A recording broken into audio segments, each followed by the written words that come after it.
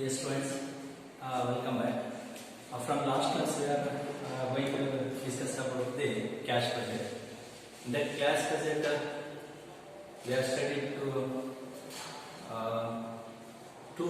different methods how to adjust the collection from debtors and payment of creditors. So ಅದೇ same different ಅಡ್ಜಸ್ಟ್ಮೆಂಟ್ಗಳನ್ನು ಕೂಡ 15 marks question ಯಾವ ತರ adjust ಮಾಡಬೇಕು ಅನ್ನೋದನ್ನು ಕೂಡ ಇಲ್ಲಿ ಮತ್ತೆ ಡಿಸ್ಕಷನ್ ಮಾಡ್ತಾ ಹೋಗೋಣ. One of different problem I taken here and posted right side of the green board. Okay na? Okay, come to the point. Prepare cash budget of XYZ Company Limited for 3 months, April, May, June 2009, and other information here given: month sales, purchase, wages and expenditures, and also different adjustments. That adjustment just I am going to glance explain that. The first adjustment is 10% of cash purchase and 20% of sales for cash. Look at here, concentrate. 10% of purchase and 20% of sales for cash means the purchase 10% is cash and remaining 90%. Total purchases is 100%. In that 10% is cash means remaining 90% is credit. Credit period allowed is given next adjustment. Okay, we'll see. And the sales also 20% is of cash, but 80% is of cash sales on credit.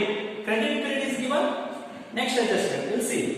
The average collection period of company is 1/2 month. Is it got it? Credit period allowed the sales is 80% of sales credit.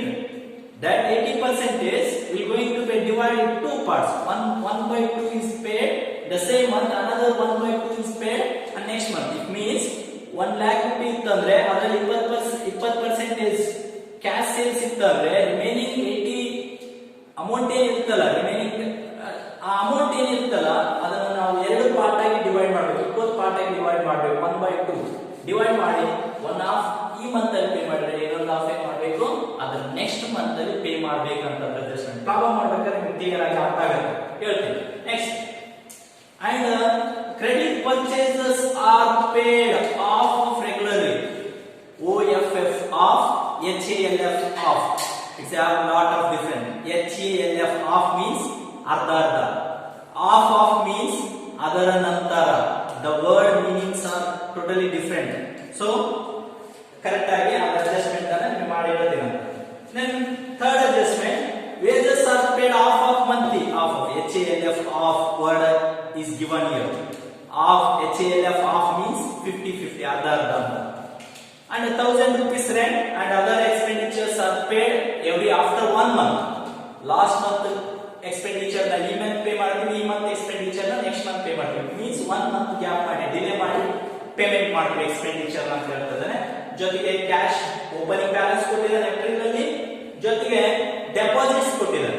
Excess amount 30,000 in between 28,000 ಗಿಂತ in between ಅಲ್ಲಿ ನಮ್ಮ amount ಇರಬೇಕು closing balance. If in case ಇರಲಿಲ್ಲ ಅಂದ್ರೆ multiplication of 1000 ತೋರಿಸ್ಬಿಟ್ಟು ನಾವು fixed deposit ಅನ್ನ ತೋರಿಸಬೇಕು. Last class ಅಲ್ಲಿ ಹೇಳಿದ್ನಲ್ಲ ಅದೇ ಸೇಮ್ ಅಡ್ಜಸ್ಟ್ಮೆಂಟ್ ಏನಾಗುತ್ತೆ ಕ್ಯಾರಿ ಆಗ್ತಾ ಹೋಗುತ್ತೆ, ನೆನ್ಪಿಟ್ಕೊಳ್ಳಿ. Okay, can we solve this problem? Come to the point. Prepare cash budget for 3 months. For 3 months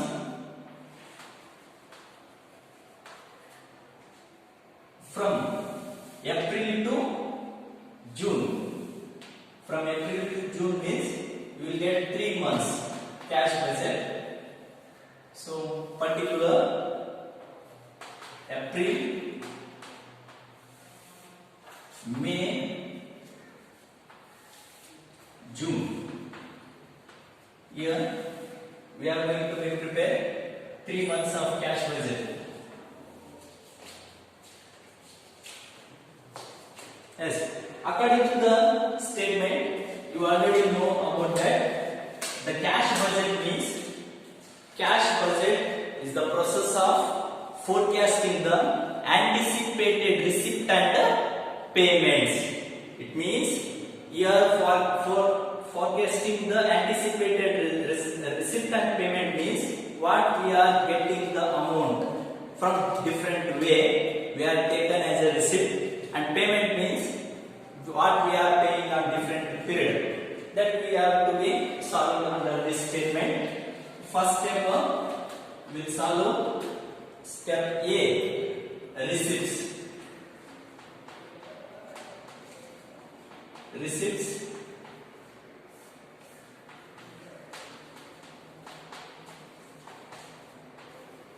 Opening cash balance. Opening cash balance for the month of April given of rupees 30,000. We should take on to the month of April. Then cash sales and collection from debtors. Collection from debtors. And other receipts. Other receipts. We don't have any other receipts, so we make it nil. And cash sales and collection from debtors we should be calculate in a working note. Come to the point. Note number 1. Calculation of collection from debtors. Collection from debtors.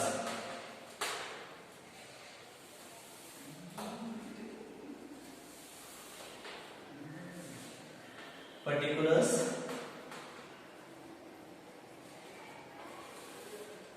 April, May, June.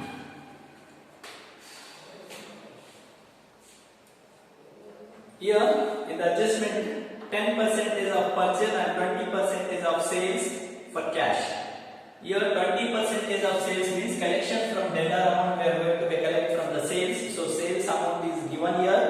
February 1,60,000, March 1,50,000, April 1,80,000, May 1,70,000 and June 1,60,000. That sales amount we should be adjusted on the basis of cash and credit. Come to the point. April ಗಿಂತ 2 months before ಯಾವಾಗಿರುತ್ತಪ್ಪ ಅಂತಕ್ಕಂಥದ್ದನ್ನ ನೋಡ್ಕೋಬೇಕು, ಅಥವಾ 1 month before ಯಾವಾಗಿರುತ್ತೆ ಅಂತಕ್ಕಂಥದ್ದನ್ನ ನೋಡ್ಕೋಬೇಕಾಗುತ್ತೆ. ಏಪ್ರಿಲ್ಗೆ 1 month before ಅಂತ ಬಂದಾಗ March ತಿಂಗಳಿರುತ್ತೆ, ಇಲ್ಲಿ March ಅಂತ ಬರ್ಕೋಬೇಕು. So March ಅನ್ನ we are going to be divide 2 parts. 20% of sales amount cash ಇರುತ್ತೆ and 80% of sales ಏನಿರುತ್ತೆ ಕ್ರೆಡಿಟ್ ಇರುತ್ತೆ. ಸೊ ಇಲ್ಲಿ ಏನ್ ಮಾಡ್ಬೇಕಪ್ಪ ಅಂತಂದ್ರೆ ನಾವು ಮಾರ್ಚ್ ಅಮೌಂಟ್ ಅನ್ನು ನೋಡ್ಕೊಳ್ರಿ. ಸೇಲ್ಸ್ ಅಮೌಂಟ್ 1,50,000 ಇದೆ. 1,50,000 ಗೆ 20% ಅಮೌಂಟ್ ಎಷ್ಟಾಗುತ್ತೆ ಅಂತಕ್ಕಂಥದ್ದನ್ನ ನೋಡ್ಕೊಳ್ಳೋಣ. ನೋಡ್ಕೊಂಡ್ರೆ 30,000 rupees ಆಗುತ್ತೆ. ಆ 30,000 rupees ಕ್ಯಾಶ್ ಅಲ್ಲಿ ಬರ್ಬಿಡಿ. 30,000 ಕ್ಯಾಶ್. 1,50,000 ಅಲ್ಲಿ 30,000 ಕ್ಯಾಶ್ ಅಂದ್ರೆ ರಿಮೈನಿಂಗ್ ಅಮೌಂಟ್ ಎಷ್ಟು? 1,20,000 rupees. It is a credit. But ಈ 1,20,000 ಅಮೌಂಟ್ ಅನ್ನ ಒಂದೇ ಸರಿಗೆ ಪೇಮೆಂಟ್ ಮಾಡಲ್ಲ. ಇಲ್ಲಿ ಏನ್ ಹೇಳ್ತಾರೆ ನೋಡಿ, the average collection period of company is 1/2 monthly ಅಂತ, ಅಂದ್ರೆ ಅರ್ಧ ಅರ್ಧ ಅಂತ. ಈ 1,20,000ದಲ್ಲಿ ಅರ್ಧ ಅಂದ್ರೆ 2 ಪಾರ್ಟ್ ಮಾಡಿದ್ರೆ 60,000 comes in the same month of March. Another 60,000 rupees comes under in the month of April. I hope that we got it. And come to the point. After the completion of March, April we are going to be divided into 2 parts, and 20% is sales for cash and remaining 80% is for the credit period. So April month transaction amount is sales 1,80,000 rupees amount ಇದೆ sales, ಇದರಲ್ಲಿ 20% sales ಅಂತ ಹೇಳ್ತಾರೆ. 20% sales for cash ಅಂದ್ರೆ ಇದರ amount ಎಷ್ಟಾಗುತ್ತೆ ಅಂದ್ರೆ 36,000 rupees cash ಆಗುತ್ತೆ. ಆ 36,000 rupees ಕ್ಯಾಶ್ ಅಲ್ಲಿ ಬರ್ಬಿಡೋಣ. ರಿಮೈನಿಂಗ್ ಅಮೌಂಟ್ ಎಷ್ಟಾಗುತ್ತೆ ಅಂತಂದ್ರೆ 1,44,000 rupees 80% ಕ್ರೆಡಿಟ್ ಆಗುತ್ತೆ. ಈ 1,44,000ನ ನಾವು ಎರಡು ಪಾರ್ಟ್ ಆಗಿ ಡಿವೈಡ್ ಮಾಡಬೇಕು. Because 50% 1/2 amount is paid at this month and another 50% is 1/2 is paid in next month ಅಂತ. ಅದರ ಪ್ರಕಾರ ನೋಡಬೇಕು ಅಂದ್ರೆ ಏಪ್ರಿಲ್ ತಿಂಗಳ ಕ್ರೆಡಿಟ್ ಅಮೌಂಟ್ 1,44,000 ಮಾಡಿದ್ರೆ 72,000 rupees paid in the month of April. 72,000, another 72,000 rupees comes under in the month of May. Then after the completion of April we go for next month May. May sales amount is of rupees 1,70,000 rupees. 1,70,000. In that 1,70,000, 20% is cash sales and another 80% is credit sales. So that 20% of cash sales is 34,000 rupees cash sales and the remaining credit amount is of rupees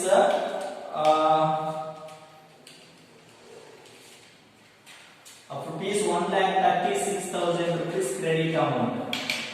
In that 1,32,000 is divided into 2. 50% amount comes in the same month May and another 50% amount comes for next month. So May amount of rupees 64,000, 68,000 in the month of May and another 68,000 comes under in the month of June. Next, after the completion of May, we go for next month June. June divided into two parts, 20% of cash amount and 80% of credit amount. Total June sales amount of rupees 1,60,000. 1,60,000 ಗೆ 20% is cash ಅಂದ್ರೆ 20% of cash ಅಂದ್ರೆ 32,000 rupees ಆಗುತ್ತೆ. Remaining credit amount ಎಷ್ಟಪ್ಪ ಅಂತಂದ್ರೆ 1,40,000 divided by 32,000 ಮಾಡಿದ್ರೆ remaining credit amount 1,28,000 ಆಗುತ್ತೆ. In that 32,000 cash 1,28,000 add ಮಾಡಿ divide ಮಾಡೋಣ. ಒನ್ ಅಮೌಂಟ್ ಜೂನ್ ಅಲ್ಲೇ ಬರುತ್ತೆ. ಇದರಲ್ಲಿ 50% comes under July. July not applicable. So June ಅಲ್ಲಿ ಡಿವೈಡೆಡ್ ಬೈ 2 ಮಾಡಿದ್ರೆ 64,000 rupees ನಾವು in the month of June ಅಲ್ಲಿ ತಗೊಂಡ್ಬಿಟ್ಟು ಜುಲೈ ನಮಗೆ ಸಂಬಂಧ ಬರಲ್ಲ. ಯಾಕಂದ್ರೆ ನಾವು ಕ್ಯಾಶ್ ಬಜೆಟ್ ಅನ್ನು 3 ತಿಂಗಳಿಗೆ ಮಾಡ್ತಾ ಇದ್ವಿ, ಏಪ್ರಿಲ್ ಮೇ ಜೂನ್. ಸೊ ಹಾಗಾಗಿ 3 ತಿಂಗಳಿಗೆ ಅಮೌಂಟ್ ಅನ್ನು ನಾವು ಮಾಡಿ ಕಂಪ್ಲೀಟ್ ಮಾಡಿದೀವಿ. ಸೊ ಅಮೌಂಟ್ ಅನ್ನು ಈಗ ಟೋಟಲ್ ಮಾಡಿದ್ರೆ ಈ ಅಮೌಂಟ್ ಏನಾಗಿರುತ್ತಲ್ಲ, collection from debtors. Collection from debtors ಎಷ್ಟು 60,000 plus 72,000 ಬೋತ್ ಸೇರಿಸಿ ಎಷ್ಟಾಗುತ್ತೆ ಅಮೌಂಟ್ ಅಂತಂದ್ರೆ 1,32,000 ರೂಪಾಯಿ ಆಗುತ್ತೆ. 1,32,000 and ಇದು ಚೆಕ್ ಮಾಡಿ 72,000 plus 68,000 rupees ಆಡ್ ಮಾಡಿದ್ರೆ 1,40,000 rupees ಆಗುತ್ತೆ.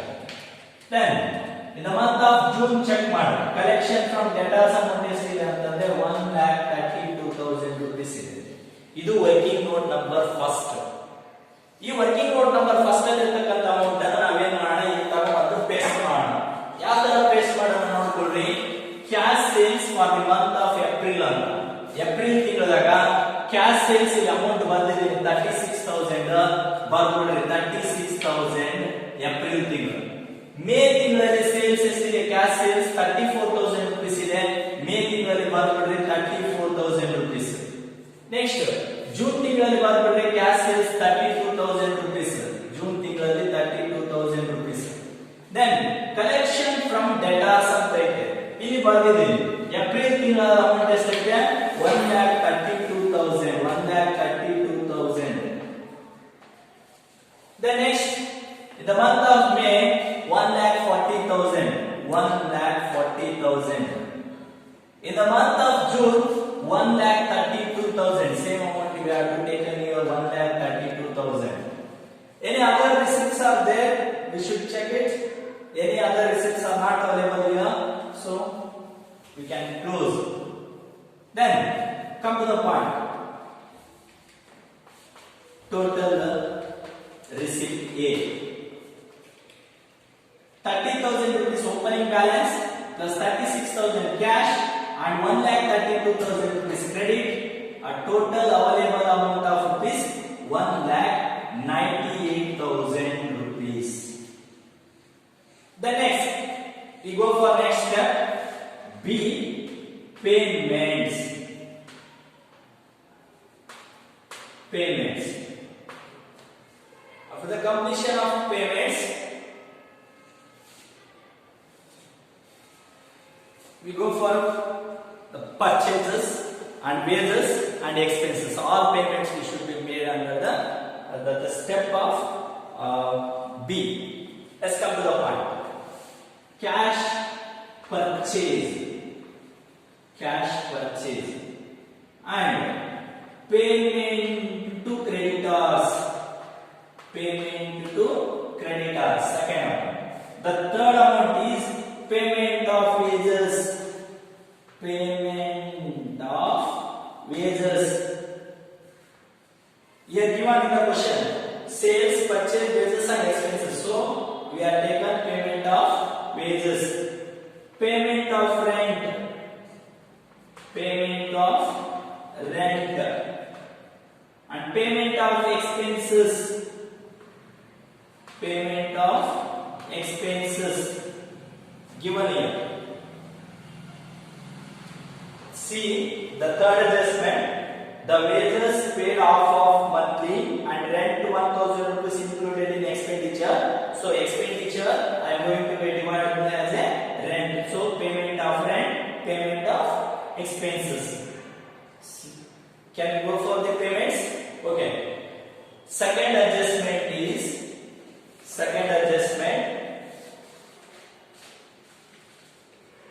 Half of amount we should be taken for the wages. So calculation of second working note.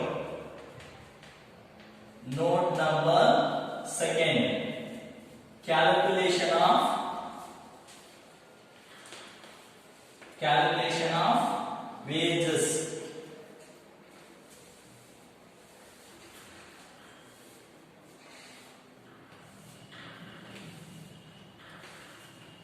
Particulars April, May and June. Here payment of cash purchase ಬಗ್ಗೆ ನೋಡೋಣ. Cash purchase ಬಗ್ಗೆ ಏನು ಹೇಳಿದ್ರು ನೋಡ್ರಿ. 10% of purchase for cash ಅಂತ ಹೇಳ್ತಾ ಇದ್ದಾನೆ. So ಹಾಗಾಗಿ ನಾವು half of amount ಅಲ್ಲಿ ಏನು ಮಾಡ್ತಾ ಇದ್ದಾರೆ ಅಂತ ಮುಂದೆ ನೋಡ್ರಿ. Credit purchases are paid half of regularly. OFF half means ನಂತರದಲ್ಲಿ, ತದನಂತರವಾಗಿ. HALF half means ಅರ್ಧ ಅರ್ಧ. ಇಲ್ಲಿ ಪರ್ಚೇಸಸ್ ಬಗ್ಗೆ ಏನು ಹೇಳ್ತಾ ಇದ್ದಾನೆ, half of paid regularly after 1 month ಅಂತ ಹೇಳ್ತಾ ಇದ್ದಾನೆ. It means the cash purchase amount ಅನ್ನು ಹೊರತುಪಡಿಸಿ ರಿಮೈನಿಂಗ್ ಅಮೌಂಟ್ ಏನಾಗ್ತಾ ಇದೆಯಲ್ಲ ಅದು ನೆಕ್ಸ್ಟ್ ಮಂತ್ ಅಲ್ಲಿ ಪೇಮೆಂಟ್ ಆಗ್ತಾ ಹೋಗುತ್ತೆ. ಅಂದ್ರೆ ಹೋದ ಮಂತ್ ಈ ಮಂತ್ ಪೇಮೆಂಟ್ ಆದ್ರೆ ಈ ಮಂತ್ ಇಂದು ನೆಕ್ಸ್ಟ್ ಮಂತ್ ಪೇಮೆಂಟ್ ಆಗುತ್ತಾ ಅಂತದ್ರ ಅರ್ಥ. ಸೊ ಇಲ್ಲಿ ಏನ್ ಮಾಡೋಣ ಅಂತಂದ್ರೆ ಕ್ಯಾಲ್ಕುಲೇಷನ್ ಆಫ್ ಪರ್ಚೇಸಸ್ ಬಗ್ಗೆ ನಾವು ನೋಡಿದ್ರೆ ಮಾರ್ಚ್ ತಿಂಗಳ ಅಮೌಂಟ್ ಅನ್ನ ನಾವು ಕನ್ಸಿಡರ್ ಮಾಡಬೇಕಾಗುತ್ತೆ. ಮಾರ್ಚ್ ತಿಂಗಳ ಅಮೌಂಟ್ ಕ್ಯಾಶ್ ಪರ್ಚೇಸ್ ಅಲ್ಲೇ ಬಂದ್ಬಿಡುತ್ತೆ ಮಾರ್ಚ್ ತಿಂಗಳು. ಕ್ರೆಡಿಟ್ ಪರ್ಚೇಸ್ ಅಮೌಂಟ್ ಯಾವಾಗ ಬರುತ್ತಾ, ಅದು ಏಪ್ರಿಲ್ ತಿಂಗಳಲ್ಲಿ ಬರುತ್ತಾ. ಸೊ ಹಾಗಾಗಿ ನಾವು ಇಲ್ಲಿ ಕನ್ಸಿಡರ್ ಮಾಡಬೇಡ. ಏನ್ ಕನ್ಸಿಡರ್ ಮಾಡೋಣ ಅಂತಂದ್ರೆ ವರ್ಕಿಂಗ್ ನೋಟ್ ನಂಬರ್ ನ ತೋರಿಸ್ಬಿಟ್ಟು ಅದರಲ್ಲಿ ಓಕೆ. ಹಾಗಾದ್ರೆ ಕ್ಯಾಲ್ಕುಲೇಷನ್ ಆಫ್ ಕ್ರೆಡಿಟ್ಸ್ ಅಂತ ಬರ್ಬಿಡ್ರಿ. ಕ್ರೆಡಿಟರ್ಸ್ ಪೇಮೆಂಟ್ಸ್ ಇದ್ರು. ಈ ಕ್ರೆಡಿಟರ್ಸ್ ಪೇಮೆಂಟ್ಸ್ ಗಳನ್ನ ಯಾವ ತರ ಮಾಡ್ಬೇಕಂದ್ರೆ ಮಂತ್ಸ್ ಅಂತ ತೋರಿಸ್ಬಿಡೋಣ ಅಂತ ವರ್ಕಿಂಗ್ ನೋಟ್ ನಂಬರ್ 2 ಬರ್ಕೊಂಡ್ಬಿಡ್ರಿ. ಇದನ್ನ ಪೇಮೆಂಟ್ಸ್ ಗಳನ್ನ ಮಾಡ್ಬಿಡೋಣ. ಏನಪ್ಪ ಅಂದ್ರೆ ಮಾರ್ಚ್ ತಿಂಗಳ ಅಮೌಂಟ್ 10% ಕ್ಯಾಶ್ ಪರ್ಚೇಸ್ ಇದೆ. 10% cash purchase, remaining 90% credit. March ತಿಂಗಳ ಕ್ಯಾಶ್ ಪರ್ಚೇಸ್ ಅಮೌಂಟ್ ಎಷ್ಟೈತೆ, ಪರ್ಚೇಸ್ ಅಮೌಂಟ್ ನೋಡಿ ಎಷ್ಟೈತೆ ಮಾರ್ಚ್ ತಿಂಗಳದಾಗ ಅಂದ್ರೆ 74,000 ಐತೆ. 84,000 10% ಅಂದ್ರೆ ಎಷ್ಟು? 8,400. ರಿಮೈನಿಂಗ್ ಅಮೌಂಟ್ ಎಷ್ಟು? ರಿಮೈನಿಂಗ್ ಅಮೌಂಟ್ ಎಷ್ಟು ನೋಡ್ರಿ, 84,000ದಲ್ಲಿ 8,400 ಏನಾದ್ರು ಹೋಯ್ತು ಅಂದ್ರೆ ಉಳಿದಿರ್ತಕ್ಕಂಥ ಅಮೌಂಟ್ 75,600 ರೂಪಾಯಿ. 75,600 ಏನಿದೆಯಲ್ಲ ಅದು ಏಪ್ರಿಲ್ ತಿಂಗಳಲ್ಲಿ ಬರುತ್ತೆ. ಮೇ ಅಂಡ್ ಜೂನ್ ಅನ್ನ ನೀವಿಟ್ಬಿಡ್ರಿ. ಮಾರ್ಚ್ ಆದ್ಮೇಲೆ ಏಪ್ರಿಲ್ ತಿಂಗಳಿಗೆ ಬರ್ರಿ. ಏಪ್ರಿಲ್ ತಿಂಗಳಲ್ಲಿ ಕೂಡ ಪರ್ಚೇಸ್ ಆಗಿದೆ, 10% ಕ್ಯಾಶ್ ಪರ್ಚೇಸ್ ಆಗಿದೆ, 90% ಕ್ರೆಡಿಟ್ ಪರ್ಚೇಸ್. ಇದು ನೆಕ್ಸ್ಟ್ ಮಂತ್ ಪೇಮೆಂಟ್ ಆಗುತ್ತೆ. ಏಪ್ರಿಲ್ ಅದು ಮೇ ನಲ್ಲಿ ಪೇಮೆಂಟ್ ಆಗುತ್ತೆ ಅಂತ ಇದರ ಅರ್ಥ. ಸೊ ಇವಾಗ ಏನಾಗುತ್ತೆ, ಏಪ್ರಿಲ್ ತಿಂಗಳ ಪರ್ಚೇಸ್ ಅಮೌಂಟ್ ಎಷ್ಟಿದೆ ನೋಡ್ಕೊಳ್ಳೋಣ. ಏಪ್ರಿಲ್ ತಿಂಗಳ ಪರ್ಚೇಸ್ ಅಮೌಂಟ್ 1 lakh ರೂಪಾಯಿ ಇದೆ. ಈ 1 lakh ಗೆ 10% ಅಮೌಂಟ್ ಎಷ್ಟಾಗುತ್ತೆ? 10,000 ರೂಪೀಸ್. ಇವಾಗ 10,000. ರಿಮೈನಿಂಗ್ 90% ಕ್ರೆಡಿಟ್ ಅಮೌಂಟ್ ಐತಲ್ಲ 90,000. ಆ 90,000 ಎಲ್ಲಿ ಬರುತ್ತೆ ಅಂದ್ರೆ ಮೇ ತಿಂಗಳಲ್ಲಿ ಬರುತ್ತೆ. 90,000 ಮೇ ತಿಂಗಳಲ್ಲಿ ಬರ್ಬಿಡ್ರಿ. ಯಾಕಂದ್ರೆ half of amount paid regularly after 1 month ಅಂತ ಹೇಳ್ತಾರೆ. ಅರ್ಥ ಇದರ credit amount April credit amount May ತಿಂಗಳಲ್ಲಿ ಬರುತ್ತೆ, ಮೇ ತಿಂಗಳಲ್ಲಿ ಕ್ರೆಡಿಟ್ ಅಮೌಂಟ್ ಜೂನ್ ತಿಂಗಳಲ್ಲಿ ಬರುತ್ತೆ. ಅದರ ಅರ್ಥ ಅದು. ನೆಕ್ಸ್ಟ್ ಏಪ್ರಿಲ್ ಆದ್ಮೇಲೆ ಬರ್ತಕ್ಕಂಥದ್ದು ಮೇ ತಿಂಗಳ. ಮೇ ತಿಂಗಳಲ್ಲಿ 10% ಆಫ್ ಕ್ಯಾಶ್, 90% ಆಫ್ ಕ್ರೆಡಿಟ್ ಅಂತ ಇದರ ಅರ್ಥ. ಸೊ ಮೇ ತಿಂಗಳದಾಗ ಪರ್ಚೇಸ್ ಅಮೌಂಟ್ ಎಷ್ಟಿದೆ ಅಂತಕ್ಕಂಥದ್ದನ್ನ ನೋಡ್ಕೊಡ್ರಿ. 90,000 ಇದೆ. 90,000ಕ್ಕೆ 10% ಅಮೌಂಟ್ ಅಂದ್ರೆ ಎಷ್ಟು? 9,000. 9,000 ಕ್ಯಾಶ್ ಸೇಮ್ ಮಂತ್ ಅಲ್ಲಿ ಬಂದ್ಬಿಡುತ್ತಾ ಮೇ ತಿಂಗಳಲ್ಲಿ? 9,000 ಬಂದ್ಬಿಡ್ರಿ. ರಿಮೈನಿಂಗ್ ಅಮೌಂಟ್ ಏನೈತಲ್ಲ 81,000 ರೂಪಾಯಿನ, ಆ 81,000 ಜೂನ್ ತಿಂಗಳಲ್ಲಿ ಬರುತ್ತೆ. ಕ್ಲಿಯರ್ ಆಯ್ತಾ? ದೆನ್ ನೆಕ್ಸ್ಟ್ ಮೇ ಆದ್ಮೇಲೆ ನೆಕ್ಸ್ಟ್ ಬರ್ತಕ್ಕಂಥದ್ದು ಜೂನ್. ಜೂನ್ ತಿಂಗಳನ್ನು ಕೂಡ ಡಿವೈಡ್ ಮಾಡೋಣ. 10% ಆಫ್ ಪರ್ಚೇಸ್ ಕ್ಯಾಶ್ ಇದೆ, ರಿಮೈನಿಂಗ್ 90% ಕ್ರೆಡಿಟ್ ಅಮೌಂಟ್ ಇದೆ. ಇವಾಗ ಜೂನ್ ತಿಂಗಳಲ್ಲಿ ಅಮೌಂಟ್ ಎಷ್ಟಿದೆ ಅಂತಕ್ಕಂಥದ್ದನ್ನ ನಾವು ನೋಡ್ಕೊಳ್ಳೋಣ. ಜೂನ್ ತಿಂಗಳಲ್ಲಿ ಅಮೌಂಟ್ ಎಷ್ಟಿದೆ? ಪರ್ಚೇಸ್ 70,000 ಇದೆ. 70,000 ಬರ್ಕೊಂಡ್ಬಿಡ್ರಿ. 70,000 10% ಅಂದ್ರೆ ಎಷ್ಟು? 7,000 rupees. 7,000 comes in the month of same June ತಿಂಗಳಲ್ಲಿ ಬರುತ್ತೆ. ರಿಮೈನಿಂಗ್ 90% ಆಫ್ ಕ್ರೆಡಿಟ್ ಅಮೌಂಟ್ ಜೂನಿನ ನೆಕ್ಸ್ಟ್ ಮಂತ್ ಅಂದ್ರೆ ಜುಲೈನಲ್ಲಿ ಬರುತ್ತೆ. ಜುಲೈನಲ್ಲಿ ಸಂಬಂಧ ಇಲ್ಲ. ನಾವೇನ್ ಮಾಡ್ಬೇಕು? ಟಿಕೆಟ್ ಕೊಡ್ಬೇಕು. ಇವಾಗ ಟೋಟಲ್ ಮಾಡ್ರಿ. ಎಷ್ಟಾಗತ್ತ? 75,600 ಪ್ಲಸ್ 10,000 85,600. ಇಲ್ಲಿ ಬರೀ 90,000 ಪ್ಲಸ್ 9,000 99,000. ಇಲ್ಲಿ 81,000 ಪ್ಲಸ್ 7,000 88,000. ಸೊ ಇಲ್ಲಿ ಇದೇನಂತ ಕರಿತೀವಿ? ಪೇಮೆಂಟ್ ಟು ಕ್ರೆಡಿಟರ್ಸ್ ಅಂತ ಕರಿತೀವಿ ಇದನ್ನ. ಈ ಪೇಮೆಂಟ್ ಆಫ್ ಕ್ರೆಡಿಟರ್ಸ್ ಅಮೌಂಟ್ ಅನ್ನ ಇಲ್ಲಿ ತರಬೇಕು. ಹಾಗಾದ್ರೆ ಕ್ಯಾಶ್ ಪರ್ಚೇಸ್ ಏಪ್ರಿಲ್ ತಿಂಗಳಲ್ಲಿ ಕ್ಯಾಶ್ ಪರ್ಚೇಸ್ ಎಷ್ಟಿದೆ ರೀ? 10,000 ರೂಪೀಸ್ ಇದೆ. ಇಲ್ಲಿ ತಗೊಂಡ್ಬಂದು ಬರ್ಬಿಡ್ರಿ. 10,000 ರೂಪೀಸ್ ಕ್ಯಾಶ್ ಪರ್ಚೇಸ್. ಮೇ ತಿಂಗಳಲ್ಲಿ ಕ್ಯಾಶ್ ಪರ್ಚೇಸ್ ಎಷ್ಟಿದೆ ರೀ? 9,000 ಇದೆ. 9,000 ಬರ್ಬಿಡ್ರಿ. ನೆಕ್ಸ್ಟ್ ಮೇ ತಿಂಗಳಲ್ಲಿ 9,000 ಆದ್ಮೇಲೆ ಜೂನ್ ತಿಂಗಳಲ್ಲಿ ಕ್ಯಾಶ್ ಪರ್ಚೇಸ್ ಎಷ್ಟಿದೆ? 7,000 ರೂಪೀಸ್ ಇದೆ. ಕ್ಯಾಶ್ ಪರ್ಚೇಸ್ 7,000 ಬರ್ಬಿಡ್ರಿ. Next payment to creditors for the month of April ಇಲ್ಲಿದೆ ನೋಡಿ. ಇಲ್ಲಿದೆ ಅಂದ್ರೆ 10,000 ಆಲ್ರೆಡಿ ನಾವೇನ್ ಮಾಡಿದೀವಿ? ಆಡ್ ಮಾಡಿದೀವಿ. ಅದನ್ನ ತೆಗೆದು ಬರೀಬೇಕಾಗುತ್ತೆ. ಯಾಕಂದ್ರೆ ಕ್ಯಾಶ್ ನ ಸಪರೇಟ್ ಆಗಿ ಬರೆದಿರೋದಲ್ಲ. ಕ್ಯಾಶ್ ಪರ್ಚೇಸಸ್ 10,000 9,000 7,000 ಸಪರೇಟ್ ಬರೆದಿವಲ್ಲ. ಹಂಗಾಗಿ ಈ 10,000 9,000 7,000 ಆಲ್ರೆಡಿ ತೋರಿಸಿರೋದ್ರಿಂದ ಇವನ್ನ ಅಷ್ಟೇ ಬರೆದ್ಬಿಡೋಣ. ಎಷ್ಟಿದೆಪ್ಪ? 75,600. ದೆನ್ ಇದೆಷ್ಟಿದೆ? 90,000. ದೆನ್ ಇದೆಷ್ಟಿದೆ ಜೂನ್ ತಿಂಗಳಲ್ಲಿ? 81,000. ನೆಕ್ಸ್ಟ್ ಪೇಮೆಂಟ್ ಆಫ್ ವೇಜಸ್ ಬಗ್ಗೆ ನೋಡ್ಕೊಡ್ರಿ. ವೇಜಸ್ ಬಗ್ಗೆ ಏನ್ ಹೇಳ್ತಿದ್ದಾರೆ ಕರೆಕ್ಟ್ ಆಗಿ ನೋಡ್ಕೊಡ್ರಿ. ಏನ್ ಹೇಳ್ತಾರೆ? Wages are paid of regularly ಅಂತ. ಇದರ ಅರ್ಥ ಏನಂದ್ರೆ ಅರ್ಧ ಅಮೌಂಟ್ ಪೇ ಮಾಡ್ತಾನ. ಅರ್ಧ ಅಮೌಂಟ್ ಹೆಂಗ್ ಪೇ ಮಾಡ್ತಾನ? ಸೊ ವರ್ಕಿಂಗ್ ನೋಟ್ ನಂಬರ್ 3 ದಲ್ಲಿ ನೋಡೋಣ ಅಂತ. ವರ್ಕಿಂಗ್ ನೋಟ್ ನಂಬರ್ 3 ಇದನ್ನ ತೆಗಿತೀನಂತ. ಇದರ ಮೇಲೆ ವರ್ಕಿಂಗ್ ನೋಟ್ ನಂಬರ್ 3 ನ ನಾವು ಸಪರೇಟ್ ಆಗಿ ಮಾಡ್ಕೋಬೇಕಾಗುತ್ತೆ.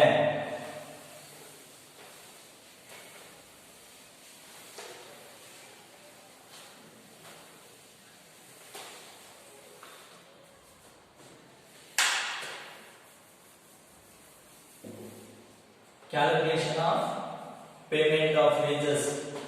ಪೇಮೆಂಟ್ ಆಫ್ ವೇಜಸ್ ಅಮೌಂಟ್ ಅನ್ನ ನಾವಿಲ್ಲಿ ಅರ್ಧ ಪೇಮೆಂಟ್ ಮಾಡ್ಬೇಕು. HALF ಹಾಫ್ ಅಂದ್ರ ಅರ್ಧ ಅಂತ. ಈ ಏಪ್ರಿಲ್ ತಿಂಗಳು ಇನ್ನೊಂದು ತಿಂಗಳಿಗೆ ಬರ್ರಿ, ಮಾರ್ಚ್ ತಿಂಗಳು ಇರ್ತದೆ. ಮಾರ್ಚ್ ತಿಂಗಳ ಅಮೌಂಟ್ ಅನ್ನ ನಮಗೆ ಅರ್ಧ ಮಾರ್ಚ್ ಅಲ್ಲಿ ಕೊಟ್ರೆ ಇನ್ನ ಅರ್ಧ ಯಾವಾಗ ಕೊಡ್ತೀವಿ? ಏಪ್ರಿಲ್ ತಿಂಗಳಲ್ಲಿ ಕೊಡ್ತೀವಿ. ಮಾರ್ಚ್ ತಿಂಗಳ ಅಮೌಂಟ್ ಎಷ್ಟೈತಪ್ಪ? ವೇಜಸ್ ಅಮೌಂಟ್ ಅಂದ್ರೆ 44,000 ಇದೆ. 44,000ನ ಅರ್ಧ ಮಾಡೋಣ.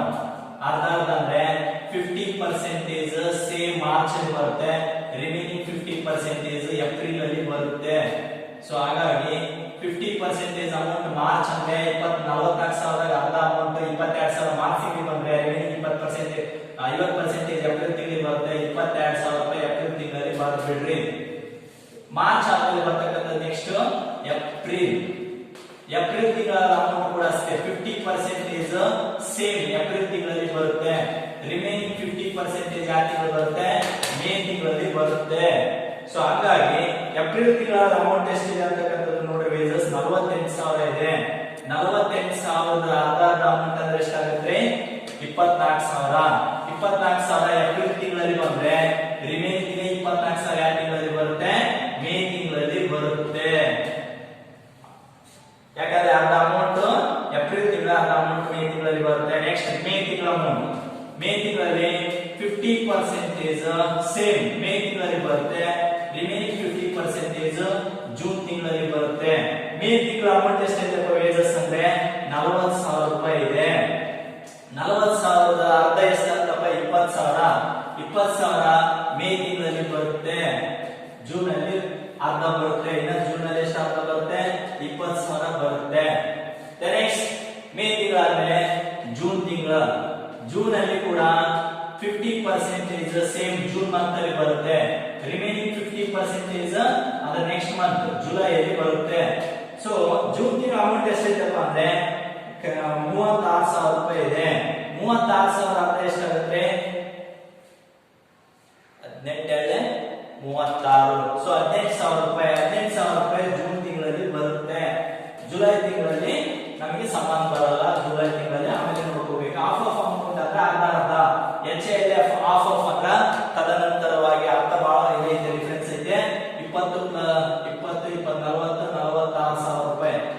46,000 ಇದು 44,000 ಇದು 38,000. ಇವೇನಿದಾವಲ್ಲ ಪೇಮೆಂಟ್ ಆಫ್ ವೇಜಸ್ ಅಂತ ಇದರ ಅರ್ಥ. ಸೊ ಪೇಮೆಂಟ್ ಆಫ್ ವೇಜಸ್ ಅನ್ನ ಅಲ್ಲಿ ತಗೊಂಡೋಗೋಣ. Payment of wages 46,000. Then next 44,000. Then next 36,000. 38,000. Next payment of rent ಅಂತ ಹೇಳ್ತಾನೆ. ರೆಂಟ್ ಅಲ್ಲಿ ಏನ್ ಹೇಳ್ತಾನೆ ನೋಡಿ, ವೇಜಸ್ ಇಲ್ಲಿ ಹೇಳ್ತಾನೆ the rent of 1,000 included in the expenditure of the every after 1 month lag under the expenses ಅಂತ ಹೇಳ್ತಾನೆ. ಸೊ ಹಾಗಾಗಿ ನಾವೇನ್ ಮಾಡಬೇಕು? ಪೇಮೆಂಟ್ ಆಫ್ ವೇಜಸ್ ಅಲ್ಲಿ ಪ್ರತಿ ತಿಂಗಳ 1,000 ರೂಪಾಯಿಯನ್ನ ಬರಬೇಕು. ಬರೆದು ಎಕ್ಸ್ಪೆಂಡಿಚರ್ಸ್ ಗಳನ್ನ ನೋಡ್ರಿ. ಎಕ್ಸ್ಪೆಂಡಿಚರ್ ಯಾವಾಗ ಏನ್ ಹೇಳ್ತಾನೆ? ಆಫ್ಟರ್ 1 ಮಂತ್ ಪೇಮೆಂಟ್ ಅಂತ ಹೇಳ್ತಾನೆ. ಮಾರ್ಚ್ ತಿಂಗಳ ಅಮೌಂಟ್ ಎಷ್ಟೈತೆ ನೋಡ್ರಿ? ವೇಜಸ್ ಎಕ್ಸ್ಪೆನ್ಸಸ್ 12,000 ರೂಪಾಯಿ ಇದೆ. 12,000 ರೂಪಾಯಿ 1,000 ರೂಪಾಯಿ ರೆಂಟ್ ಹೋಯ್ತು. ಇನ್ನು ಉಳಿದಿದೆ ಎಷ್ಟು? 11,000. 11,000 ಏಪ್ರಿಲ್ ಅಲ್ಲಿ ಪೇ ಮಾಡ್ತಾನ. ಮಾರ್ಚ್ ಅಮೌಂಟ್ ಏಪ್ರಿಲ್ ಅಲ್ಲಿ ಪೇ ಮಾಡ್ತಾನ. ನೆಕ್ಸ್ಟ್ ನೋಡ್ರಿ ಮೇ ಅಮೌಂಟ್, ಏಪ್ರಿಲ್ ಅಮೌಂಟ್ ನೋಡ್ರಿ. ಏಪ್ರಿಲ್ ಅಮೌಂಟ್ ಎಷ್ಟೈತೆ? ಎಕ್ಸ್ಪೆನ್ಸಸ್ 14,000 ಇದೆ. 14,000 ರೂಪಾಯಿದಲ್ಲಿ 1,000 ರೂಪೀಸ್ ರೆಂಟ್ ಹೋಗುತ್ತೆ. ರಿಮೈನಿಂಗ್ 3,000 ಎಕ್ಸ್ಪೆನ್ಸಸ್ ಅದು ಮೇ ತಿಂಗಳಲ್ಲಿ ಪೇಮೆಂಟ್ ಆಗುತ್ತೆ. ನೆಕ್ಸ್ಟ್ ಮೇ ತಿಂಗಳ ಅಮೌಂಟ್ ಬರೀ ಎಕ್ಸ್ಪೆನ್ಸಸ್ 12,000 ಇದೆ. ಅದರಲ್ಲಿ 1,000 ರೂಪೀಸ್ ರೆಂಟ್ ಹೋಯ್ತು. ರಿಮೈನಿಂಗ್ 11,000 ರೂಪೀಸ್ ಮೇ ತಿಂಗಳ ಅಮೌಂಟ್ ಯಾವಾಗ ಪೇ ಆಗುತ್ತಾ? ಜೂನ್ ಗೆ ಆಗುತ್ತೆ. ಸೊ ಹಾಗಾಗಿ 11,000 ರೂಪೀಸ್ ಇದು ಎಕ್ಸ್ಪೆನ್ಸಸ್. ಇವಾಗ ಏನ್ ಮಾಡಬೇಕು? ನಾವು ಪ್ರತಿ ಒಂದು ಅಮೌಂಟ್ ಅನ್ನ ಕ್ಲೋಸ್ ಮಾಡಬೇಕು. ಕ್ಲೋಸ್ ಮಾಡಬೇಕಾದ್ರೆ ಒಂದು ಕಂಡೀಷನ್ ಹೇಳ್ತಾರೆ. ಏನ್ ಕಂಡೀಷನ್ ಹೇಳ್ತಾರೆ ಅಂದ್ರೆ the company plan to keep at end of every month below 30,000 but not less than 20,000 30,000 ಒಳಗಿರ್ಬೇಕು. 30,000 ಒಳಗ ಹಂಗಂದ್ರೆ ಬಿಟ್ಟು 14,000 13,000 10,000 ಬರೋದಲ್ಲ. 28,000ದಿಂದ ಹಿಡ್ಕೊಂಡು 30,000 ನಡಬರ್ಕಿರ್ಬೇಕು. ಇನ್ ಬಿಟ್ವೀನ್ ಅಲ್ಲಿ 28,000 to 30,000 ಇನ್ ಬಿಟ್ವೀನ್ ಅಲ್ಲೇ ಇರಬೇಕು ಹೊರತು ಅದಕ್ಕಿಂತ ಜಾಸ್ತಿ ಆಗಬಾರ್ದು. ಅಂದ್ರೆ ಫಿಕ್ಸ್ಡ್ ಡೆಪಾಸಿಟ್ ಅಂತ ನಾವು ತೋರಿಸಬೇಕಾಗುತ್ತೆ. ಸೊ ಹಾಗಾಗಿ ಇಲ್ಲಿ ಕ್ಲೋಸಿಂಗ್ ಬ್ಯಾಲೆನ್ಸ್ ಎಷ್ಟು ಅಂತಕ್ಕಂಥದ್ದನ್ನ ಚೆಕ್ ಮಾಡೋಣ.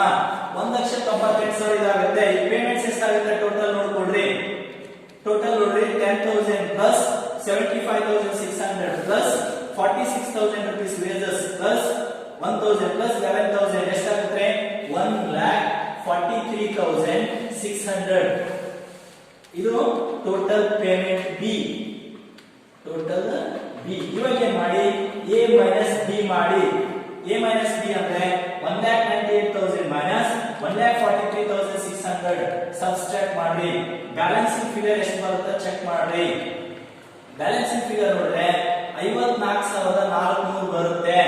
ಬಟ್ 54,400 ನಮಗೆ ಬರಬಾರದು. ಅವೇನ್ ಹೇಳ್ತಾರೆ? The company plan to keep every month below 30,000 but not less than 28,000. Remaining excess amount should be considered as fixed deposit ಅಂತ ಹೇಳ್ತಾ ಇದ್ದಾನೆ. ಸೊ ನಮಗೆ ಇಲ್ಲಿ ಅಮೌಂಟ್ ಎಷ್ಟು ಜಾಸ್ತಿ ಇದೆ? ಎಷ್ಟು ಜಾಸ್ತಿ ಇದೆ? ಮಲ್ಟಿಪ್ಲಿಕೇಶನ್ ಆಫ್ 1000 ಅಂತ ಹೇಳ್ತಾ ಇದ್ದಾನೆ. ಸೊ ಹಾಗಾಗಿ 1000 into ಎಷ್ಟು ಮಾಡೋಣ? 34,000 ಗೆ 1000 into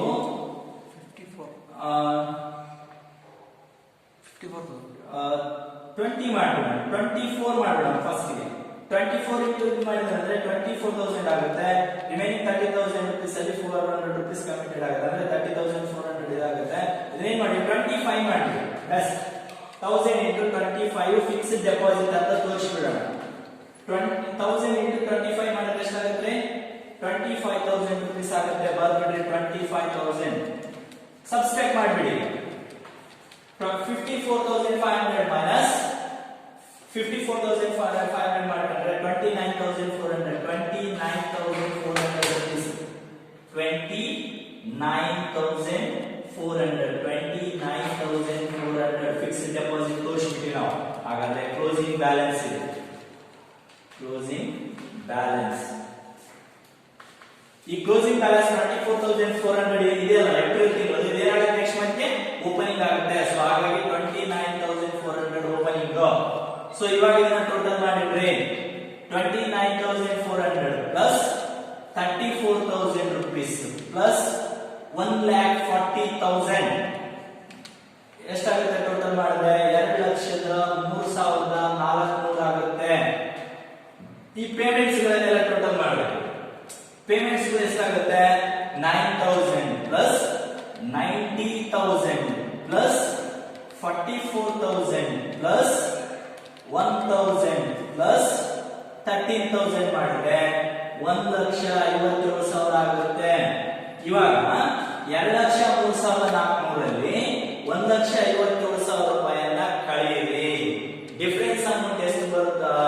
ಡಿಫರೆನ್ಸ್ ಅಮೌಂಟ್ ನಮಗೆ ಬಹಳ ಬರಬಾರದು. ಎಷ್ಟು ಬರಬೇಕು? 46,400 ಬಂದಿದೆ. 46,400 ಬಂದಿದೆ. ಬಟ್ ನಮಗೆ ಎಷ್ಟು ಬರಬೇಕು? 30,000 ಒಳಗೆ ಬರಬೇಕು. 28,000 ಒಳಗೆ ಇರಬೇಕು. ಇದರ ಬರಬೇಕಂದ್ರೆ ಫಿಕ್ಸ್ಡ್ ಡೆಪಾಸಿಟ್ ತೋರಿಸಬೇಕು. ಫಿಕ್ಸ್ಡ್ ಡೆಪಾಸಿಟ್ ಎಷ್ಟು ತೋರಿಸಬೇಕು? ಮತ್ತೆ ಮಾಡಿ 1000 into ಎಷ್ಟು ಮಾಡ್ಬಿಡೋಣ? 21 ಮಾಡ್ಬಿಡಿ. 21 ಬೇಡ 18 ಮಾಡ್ಬಿಡಿ. ಎಷ್ಟಾಗುತ್ತೆ? 18,000 ಆಗುತ್ತೆ. 18,000 ಇದು ಬರ್ಬಿಡ್ರಿ. ಸಬ್ಸ್ಟ್ರಾಕ್ಟ್ ಮಾಡ್ಬಿಡ್ರಿ. 46,400 ಮೈನಸ್ 18,000 ಮಾಡ್ರಿ. ಎಷ್ಟು ಬರುತ್ತೆ ಬ್ಯಾಲೆನ್ಸ್? ಫಿಕ್ಸ್ಡ್ ಡೆಪಾಸಿಟ್ 1000 into 18 ಮಾಡ್ತಾ ಇದೀವಿ. 28,400 ನೋಡ್ರಿ ನಮ್ಮ ಅಮೌಂಟ್ ಎಷ್ಟು ಬರ್ಬೇಕು ಅಂತ ಹೇಳಿ ನಾವು 28,000 ಮೇಲೆ ಇರಬೇಕು. 30,000 ಒಳಗೆ ಇರಬೇಕು. ಇದೆಲ್ಲ 28,400 ಫಿಕ್ಸ್ಡ್ ಡೆಪಾಸಿಟ್ ತೋರಿಸಿದ್ವಿ. ಸೊ ಇಲ್ಲೇನಾಗುತ್ತೆ? 28,400 closing balance of the May value ಏನಾಗುತ್ತೆ? ಓಪನಿಂಗ್ ಬ್ಯಾಲೆನ್ಸ್ ಆಗುತ್ತೆ ಜೂನ್ಗೆ. ಸೊ ಹಾಗಾಗಿ 28,400 ಓಪನಿಂಗ್ ಬ್ಯಾಲೆನ್ಸ್. ಇವಾಗ ಈ ಮೂರನ್ನು ಟೋಟಲ್ ಮಾಡ್ರಿ. ಅಮೌಂಟ್ ಟೋಟಲ್ ಮಾಡಿದ್ರೆ ಎಷ್ಟಾಗುತ್ತೆ? 28,400 ಪ್ಲಸ್ 32,000 ಪ್ಲಸ್ 1,32,000 ಮಾಡಿದ್ರೆ ರಿಸಿಪ್ಟ್ ಅಮೌಂಟ್ 1,92,400 ಆಗುತ್ತೆ. ಮೈನಸ್ ಪೇಮೆಂಟ್ಸ್ ಗಳನ್ನ ಮಾಡಬೇಕು. 7000 plus 81000 plus 38000 plus 1000 plus 11000 total payments ಗಳನ್ನ ನಾವು ಏನ್ ಮಾಡಬೇಕು, ಇದರಲ್ಲಿ ನೋಡಬೇಕು. ಟೋಟಲ್ ಪೇಮೆಂಟ್ಸ್ ಅಮೌಂಟ್ ಎಷ್ಟಾಗುತ್ತೆ ಅಂತಂದ್ರೆ 1,38,000ನ 1,92,400 ಕಳಿಬೇಕು.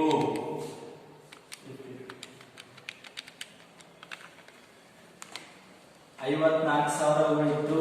ಬಟ್ ನಮಗೆ 54,000 ಉಳಿಬಾರ್ದು. ಎಷ್ಟು ಉಳಿಬೇಕು? ಫಿಕ್ಸ್ಡ್ ಡೆಪಾಸಿಟ್ 30,000ರಿಂದ 28,000 ಉಳಿಬೇಕು. ಸೊ ಹಾಗಾಗಿ ನಾವೇನ್ ಮಾಡೋಣ, ಮತ್ತೆ 1000 ಇಂಟು 25 ನಾವು ಫಿಕ್ಸ್ಡ್ ಡೆಪಾಸಿಟ್ ಮಾಡಿರೋಣ. 1000 ಇಂಟು 25 ಮಾಡಿದ್ರೆ 25,000 ರುಪೀಸ್ ಆಗುತ್ತೆ. ಇದರಲ್ಲಿ ಕಳೆದ್ರೆ ಎಷ್ಟು ಉಳಿಯುತ್ತೆ? 29,000 rupees closing balance of cash ಆಗುತ್ತೆ. 54,400